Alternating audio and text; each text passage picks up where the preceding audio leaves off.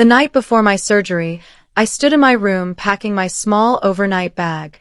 My phone was on speaker beside me, and Vanessa's voice filled the space like a sharp, cold wind. She sounded annoyed from the start. "Just cancel it," she said, like it was the simplest thing in the world. "I already paid for my girls' trip. You can watch the kids. It's not a big deal." I paused, holding my socks in my hands. "Vanessa, I can't postpone it again. The doctor said it's important." She sighed loudly. "You're being dramatic. It's a routine thing. My kids don't have anyone else. You know that." Her tone dug into me. It wasn't the first time she treated my life like something she could rearrange when convenient. "I've waited months," I said softly. "I physically can't cancel." She didn't even pretend to care. "If you really loved this family, you'd step up when needed." My chest tightened. I tried again. "Ness, this is surgery. I need to be there." Silence. Then her voice dropped to ice. "Fine. Either you watch them, or don't bother calling me family after tomorrow." The line went dead, and I just stood there, staring at my half-packed bag, feeling something inside me crack. I sat on the edge of my bed, phone still clutched in my hand, staring at the blank wall. My chest felt tight, and not just from fear of the surgery. Vanessa's words kept looping in my head like a cruel echo. She'd always done this, treat me like the backup parent, the extra pair of hands. I remembered all the times I dropped everything for her, calling off work, canceling plans, leaving dates early, even missing my own follow-up appointments just because she needed help. My phone buzzed again. A message in the family group chat from my mother, Patricia. "Children come first. Your procedure can wait." My stomach twisted. I scrolled up the chat, seeing old messages I'd forgotten about. Mom asking me to watch the kids, just for a few minutes, and that few minutes turning into entire afternoons. Vanessa thanked everyone except me. More than once, I'd been told to stop making things about myself. A lump formed in my throat. I wiped at my eyes, but the tears kept coming. Not because of the pain in my body, though it was always there, but because I finally saw the truth. My health, my time, my life, had always been the easiest thing for them to sacrifice. And somehow, I'd let it happen. 4 years. The next morning, I sat in Dr. Alvarez's quiet office, the bright light above making everything feel sharp and serious. He held my scans in his hands, flipping them slowly. His face never changed much, but today, his eyebrows pulled together. "Your condition is worse than last year," he said gently. "Delaying again could cause long-term damage." I tried to laugh it off. "I'm fine. I can manage." He didn't smile. "This isn't something to manage. You've been in pain too long." I swallowed hard. He pulled up a form. "Who will be taking you home? And staying with you afterward?" I hesitated. "Too long." He looked up. "You don't have someone?" I have my sister," I said. He nodded but didn't look convinced. "And she's reliable?" My mouth opened, but no sound came out. His frown deepened. "This isn't cosmetic surgery, okay? This is serious." He placed a pen in my hand. "You must list someone trustworthy as your emergency contact. If something unexpected happens, they'll need to make decisions." My hand trembled as I wrote Vanessa's name. She wasn't reliable. She wasn't supportive. She wasn't even kind. But she was all I had. "Good," he said quietly. "Let's hope we won't need them." My heart dropped. Hope suddenly didn't feel like enough. That afternoon, Vanessa showed up at my apartment without warning. She didn't knock. She just pushed the door open and walked in like she owned the place. Her kids ran in behind her, loud and excited, leaving their shoes everywhere. "I was just checking on you," she said. but her eyes were already rolling. Within minutes, she switched from fake concern to guilt tactics. My trip is non-refundable, you know. I never get to relax. I deserve this weekend. I nodded weakly. I know, but I really can't cancel. My niece tugged at my arm. Auntie, are you coming to sleep over? I forced a smile. Not this time, sweetie. Vanessa's voice turned cold. You're doing this on purpose. You always act helpless when I need you. What? I'm not. Please. You love attention. You're making your little procedure sound like a life or death thing. A sharp pain shot through my side, but I kept my voice steady. Ness, it's surgery. I could get really sick. She crossed her arms. It's not like you're dying on the table. Her words hit me like a slap. Because deep down, that was exactly what I was afraid of. And she didn't even see it. That night, my phone buzzed nonstop. I didn't want to look. I already knew it would hurt. When I finally checked, my stomach dropped. Vanessa had written a long message in the family group chat. Some people only think about themselves. Imagine putting your own wants ahead of children who look up to you. Within minutes, supportive replies filled the screen. You're right, Vanessa. Kids should always come first. So selfish. Mom added, some sacrifices just come with being a daughter and aunt. A daughter. An aunt. But never a person. I scrolled and scrolled, reading cousins' emojis, relatives shaking their digital heads, even an aunt chiming in from another state saying I needed to grow up. My hands started to shake. I took a screenshot, not even sure why. Maybe part of me needed proof. Not for them. For myself. I whispered into the empty room. Maybe I really am alone in this. The words hung heavy in the air. And for the first time in a long time, I believed them. My hands were still shaking when I finally typed a message back into the group chat. My heart pounded so loudly I could hear it in my ears. For once, I didn't stay silent. I wrote slowly, clearly. I have a medical condition that's getting worse. My doctor warned me not to delay surgery again. I love the kids, but I will not cancel a needed procedure to babysit. I stared at the words, terrified, then hit send. It didn't take long. Vanessa called instantly. The moment I answered, she exploded. Are you kidding me? You embarrassed me in front of the whole family. You made me look like a bad mom. I tried to stay calm. I only told the truth. Oh please, she snapped. You're playing the victim. I asked for one thing. One. And you make it into some huge drama. She kept ranting, talking over everything I tried to say. I'd never heard so much fury over me simply saying no. It felt like she believed I existed only to serve her. Halfway through her yelling, something inside me hardened. I lifted the phone from my ear, stared at her angry face on the screen, took a breath, and hung up. I stared at my reflection on the black screen. I didn't even recognize the version of me who finally said no. Later that night, there was a sharp knock at my door.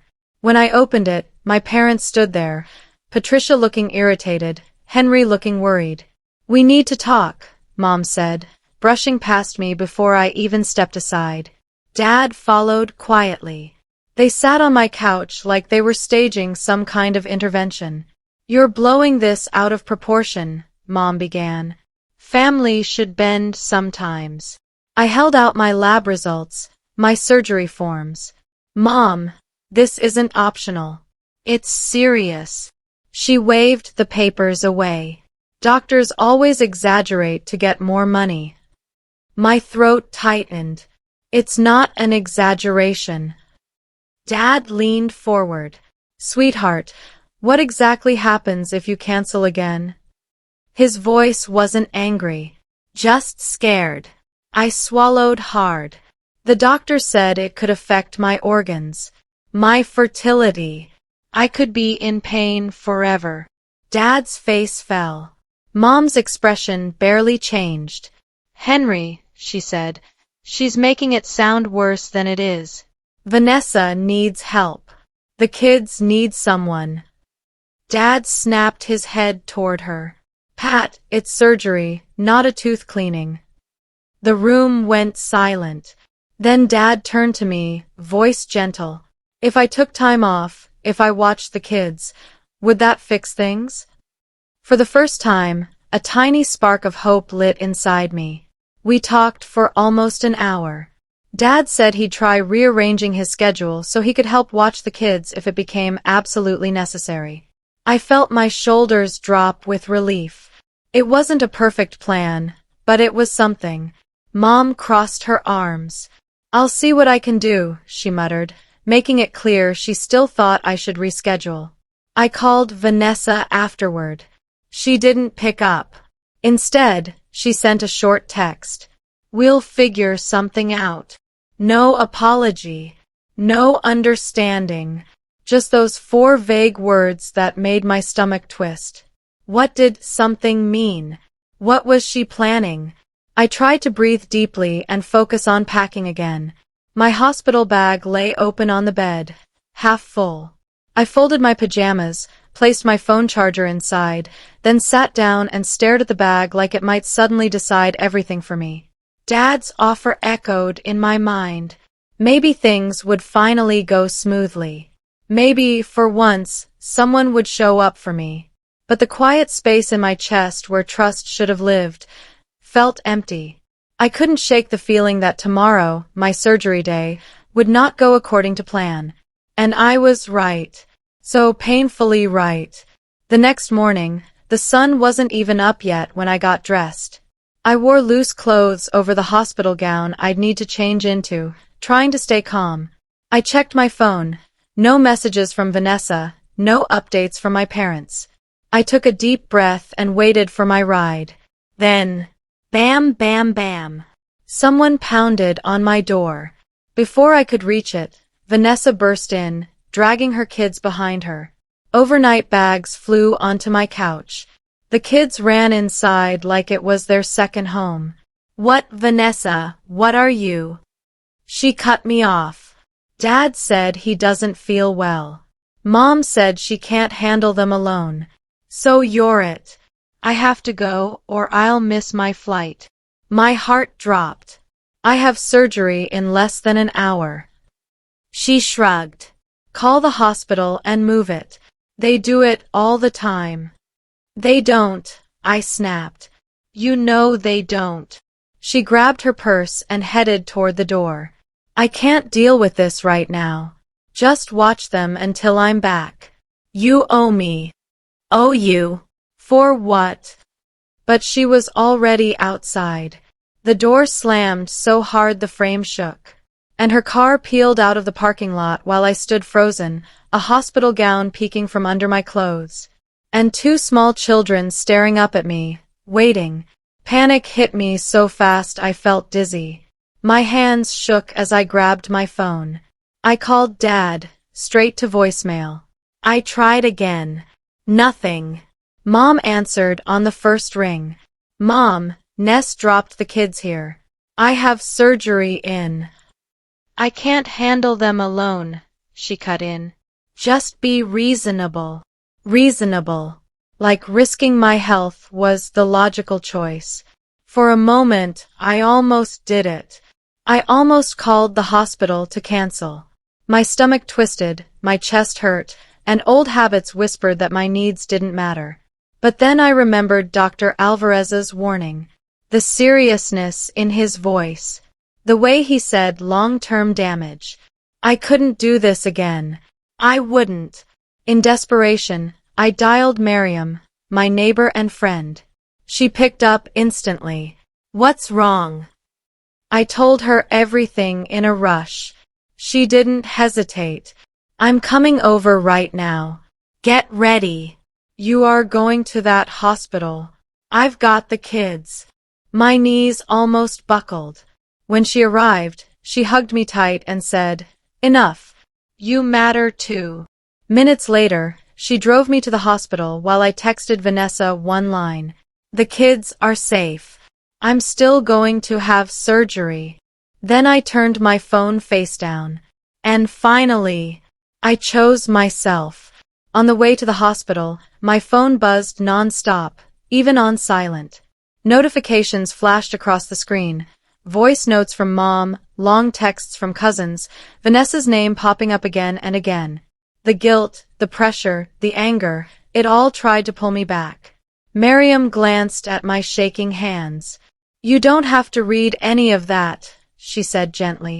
"You're allowed to breathe right now." I took a deep breath and finally did it. I muted the family group chat. Then I turned on Do Not Disturb. The silence felt strange at first, almost too big. But after a few minutes, it felt peaceful. It felt like something I should have done years ago. We pulled into the hospital parking lot, and just as I unbuckled my seatbelt, one last notification slipped through. Mom's message preview. "If anything goes wrong, don't expect us to come running." My throat tightened, but Miriam put a hand on my shoulder. "Ignore it. You're not going through this alone. I'm here." Her words grounded me. Inside the hospital, everything moved fast. Check-in, paperwork, blood pressure, for prep. My mind blurred. But one thing stayed clear. For the first time, I was choosing myself, even if it hurt.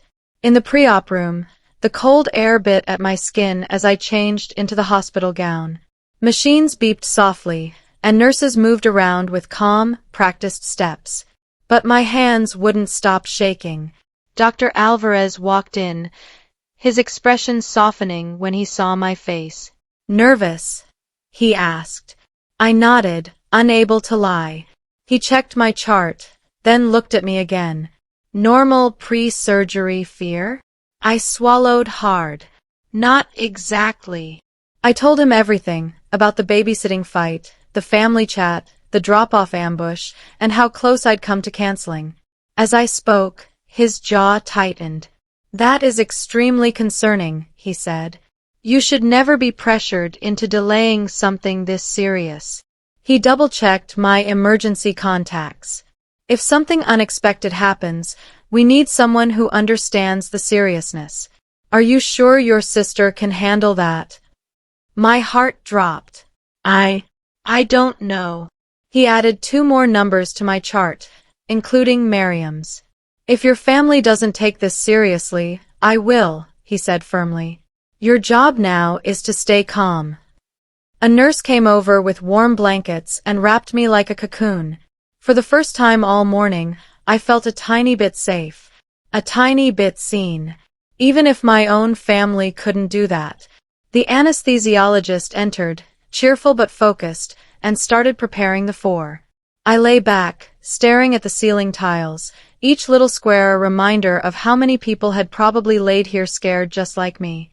The nurse held my hand as the needle went in. My body trembled. "Deep breaths," she said softly. I tried. But all I could think about was how many times I had chosen my family's needs over my own. All the moments I'd swallowed pain, hidden symptoms, smiled through the ache so no one would think I was being dramatic. Was this what all those sacrifices led to?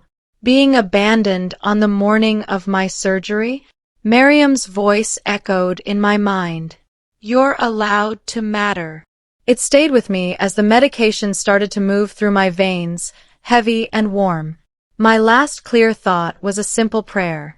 "Please let me wake up." While I drifted off, my phone sat locked in a plastic hospital bag, silent and forgotten. Across the city, at a loud brunch table full of laughter and clinking glasses, Vanessa tossed her hair back and ordered another drink, completely unaware that her world was about to shift. We jumped for a moment, just a moment, into Vanessa's morning. She sat at a fancy brunch table with her friends, sunglasses on, smiling, pretending everything in her life was perfect. Her phone buzzed on the table. An unknown number. She rolled her eyes and answered. "Hello." A man's voice came through, calm but serious. Is this Vanessa Green? This is Dr. Alvarez. I'm calling regarding your sister, who is currently in surgery.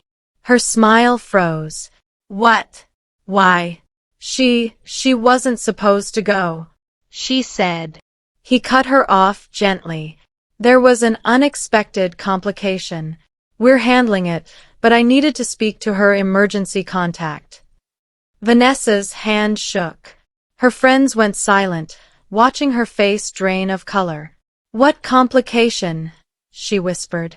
Dr. Alvarez explained the severity of my condition, how bad the scans were, how dangerous the delays had been. He added, she mentioned she nearly canceled because of pressure to babysit. I hope that wasn't the case.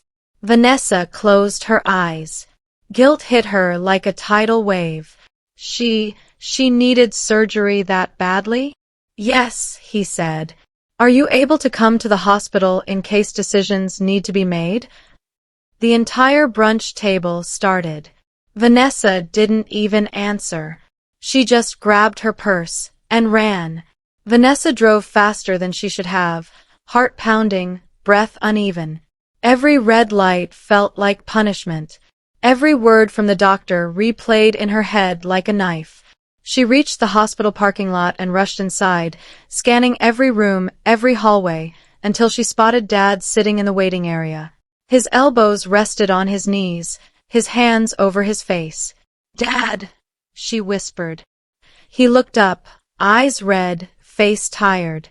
Oh, he said softly. You're here. When he stood up, disappointment washed over his expression.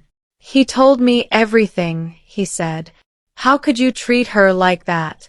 Like a babysitter instead of your sister. Vanessa's lips trembled. Dad, I didn't know. Mom said she was exaggerating. Dad shook his head. Your sister could have lost more than her health because of these delays. Vanessa opened her mouth, but no excuses came out. Not one. They sat together in heavy silence, waiting for news neither of them wanted to imagine. For the first time in years, Vanessa felt something she'd never allowed herself to feel before. Fear. Real, crushing fear. Fear that she might lose the sister she had taken for granted her whole life. When I opened my eyes, everything was hazy, bright lights, soft beeping, the faint smell of disinfectant. My body felt heavy, like I was sinking into the mattress. I blinked slowly until the room came into focus. A hand was holding mine. Rough. Familiar. Warm. Dad. His head was bowed, eyes closed. I could hear him whispering something like a shaky prayer. My lips parted. Dad? His head snapped up. Kiddo, he breathed, relief flooding his face. Thank God. He squeezed my hand like he was afraid to let go. That's when I noticed movement in the corner. Vanessa. She sat hunched in a chair, mascara smeared, clutching a wrinkled drawing, my niece's crayons making a shaky picture of Auntie in the hospital. She looked nothing like the woman who dropped her kids on my couch and sped off for a fun trip. She looked scared and ashamed. When she met my eyes, she flinched. You're here, I whispered, voice cracking. Her face crumpled. I didn't know, she said softly, like she was afraid to speak too loud. Dad brushed my hair gently. We're both here, he said. We're not leaving. For the first time in days, I felt safe, but also terribly exposed, because now they knew the truth. Vanessa stood up quickly and moved closer to my bed. Her hands shook as she spoke. I'm so sorry, she said in a rush. I was terrified when the doctor called. I didn't know it was that serious. I swear I didn't. She kept going, words tumbling out fast, messy, emotional. I've been here for hours. I couldn't breathe when he said, complication. I kept thinking, what if something happens? What if I never get to say sorry? Her voice broke. I listened quietly, but something felt off. Not fake, just incomplete. Like her apology was more about easing her guilt than understanding my pain. I never meant to put you in danger, she said again. I was just stressed. And Mom kept saying you were overreacting and… The door opened. Dr. Alvarez stepped inside. He took one look at Vanessa, puffy eyes, panicked expression, and then at me. Good. You're awake, he said gently. But then his gaze sharpened. I think we need to talk, he added, stepping fully into the room. Vanessa wiped her face. Dad straightened, and I felt a knot tighten in my stomach, because this talk wasn't going to be about guilt. It was going to be about reality. Dr. Alvarez pulled up a chair, his face serious but calm. I want everyone to understand exactly what happened, he began. And what almost happened. Vanessa swallowed hard. Dad sat forward, elbows on his knees. The doctor looked directly at them. Your sister's condition has worsened significantly. We found internal inflammation far beyond last year's scans. If she had canceled again, the damage could have been permanent. Vanessa's hand flew to her mouth. Dad's jaw tightened. Dr. Alvarez continued, voice steady. She was in severe pain for months. Pain she downplayed. Pain that should never have been ignored. Vanessa burst into tears again, but he didn't stop. I was also informed she almost canceled this morning due to family pressure to babysit. Her sobs grew louder. But let me be clear, he said firmly. She was at real risk. This is not something to take lightly. Dad rubbed his face with both hands. I didn't know. I didn't know it was this bad. Vanessa whispered. I'm so sorry. I didn't understand. The doctor turned to me. You'll need months of recovery with low stress, he said. No obligations, no pressure, no emotional strain. Then he looked back at my family. If you can't respect those boundaries, I'll involve a social worker to ensure she isn't pushed into delaying care again. The room went silent. For once, completely silent. When I was finally discharged and brought home, I moved slowly, every step sending a dull ache through my body. Dad helped me settle on the couch with blankets and pillows before leaving to pick up medication. Then I checked my phone. It lit up instantly. Hundreds of messages. Relatives. Cousins. Even neighbors. All asking what happened. All worried. Now I'm worried. It felt strange, like the world had suddenly flipped. Mom messaged me too. Let's focus on healing and forget the drama. Forget. As if forgetting would erase the years of dismissal? As if I could forget the morning of my surgery? I stared at the blank screen of the group chat. For years I'd stayed quiet, kept the peace, made myself small. But now, I was done shrinking. So I typed a long message. Calm. Clear.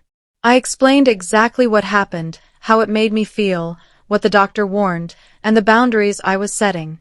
No more last-minute babysitting. No more guilt about my health. No more talking about me instead of me. No more being the family's emergency plan. My thumb hovered over send. My heart raced. Then I tapped it. The message flew into the chat. And everything changed. The fallout began in seconds. My phone vibrated like it was alive. Some relatives apologized. Some blamed miscommunication. A few said they didn't realize it was that serious. Mom called me privately. You made me look like a bad mother, she hissed. Why would you drag the whole family into private business? Private business? They dragged me first. I didn't fight. I just said, I told the truth. And hung up. Then a notification popped up. Vanessa had left the group chat. No message. No explanation. A second later, a private text from her arrived. I need to tell you something about what Mom has always said about you. My chest tightened. Something cold and heavy settled inside me, because suddenly it made sense. All the years of dismissal, the guilt, the pressure, the way everyone treated me like I was dramatic, unreliable, childish, or sick for attention. There was a story about me I had never heard, and Vanessa was about to reveal it. My fingers shook as I typed back. What do you mean? Her reply came almost instantly, and the truth hit harder than any surgery ever could. Vanessa's message came in several short bursts, like she was too nervous to type it all at once. I need to be honest. Mom said things about you for years. Things that weren't true. My stomach twisted. I typed, "What things?" Her reply felt like a punch. She told me you exaggerate pain, that you pretend to be sick to avoid responsibility, that you're too sensitive and always want attention. I stared at the words until they blurred. So that's why Vanessa always dismissed me. Why did Mom never take my symptoms seriously? Why relatives rolled their eyes when I said I didn't feel well? It wasn't that I failed to earn their respect. They were taught not to give it. Vanessa sent another message. I believed her. I'm so ashamed. The way the doctor talked about you today, it was the first time I heard someone defend you like that. My heart ached, not just from hurt, but from years of being misunderstood by the people who were supposed to know me best. For a long time, I didn't reply. I just lay there in the quiet room, the soft hum of my healing body reminding me of something new. This was never only about babysitting. It was about a story written about me without my permission. I finally typed back. Why didn't you ever ask me? Vanessa replied almost instantly. Because Mom always sounds so sure. And, honestly, it was easier to believe you were being dramatic than accept that we were failing you. Her honesty burned, but it also cracked something open. Not forgiveness, but understanding. She continued. I used you as a safety net. 4 years. Every time Mom told me you wouldn't mind helping, I believed her. I didn't even see how unfair it was. I rested my head against the pillow, eyes stinging. How long has this been going on? I whispered to myself. Probably my whole life. Another message came. Seeing you in that hospital bed, hearing the doctor talk about the risks, it broke me. I closed my eyes and let her words sink in. Painful, heavy, yet strangely freeing. I'm angry, I typed. I'm hurt. I'm grieving things I didn't know I lost. I know, she replied. I'm not asking you to make me feel better. I'm just telling the truth for once. And for the first time ever, I didn't try to comfort her. Didn't soften my tone. I didn't shrink myself. I let the truth sit between us, real and raw. For days, I lay in bed thinking about everything. My health, my family, the doctor's words, Vanessa's confession. The more I thought, the clearer it became. I didn't want loud revenge. I wanted quiet freedom. No dramatic blow-ups. No gotcha moments. Just change. So I typed to Vanessa. If you truly want things to be different, it can't only happen when you're scared. She read it right away. Tell me what you need. I took a deep breath. Stop treating me like emergency childcare. Hire help. Plan ahead. And don't expect me to fix your life when you don't fix your own. She replied. Done. Also, I added, stop letting Mom's old stories shape how you see me. Push back when she says things that aren't true. A long pause. Then, I will. Even if she gets angry. My incision throbbed as I shifted upright. I need space, I wrote. Real space. To heal from surgery and from all of this. Her answer was quiet, almost small. I'll give you space. And when you're ready, I'll prove I heard you. For once, I believed she meant it. But I also knew believing wasn't the same as forgetting. This part of my healing would take time. Weeks passed. Then months. I kept my boundaries strong, even when they felt uncomfortable. I went to physical follow-ups. I started therapy. I slept more. I said no without long excuses. Every family gathering invite came with a small nod of dread, but I only went if I knew I wouldn't be expected to help out. Miriam became my closest support, helping me through the tough days and celebrating the small wins. Vanessa texted sometimes, simple things like, "Thinking of you," or "Hope today isn't painful." But she didn't ask for babysitting, didn't guilt me, didn't push. One day, after a long follow-up appointment, I walked outside feeling tired but proud. I was healing, not just physically but emotionally. Then I froze. Vanessa was standing near the exit. She looked nervous, holding her car keys in one hand and a small envelope in the other. "I cleared my whole day," she said quietly. "I'm just here to drive you home. And, if you want, listen." I opened my mouth, then closed it. For once, I didn't sense pressure. Just presence. Maybe this was what responsibility looked like. Maybe this was what change looked like. The ride home was quiet until I opened the envelope. Inside was a handwritten letter, messy, smudged in places, like she cried while writing.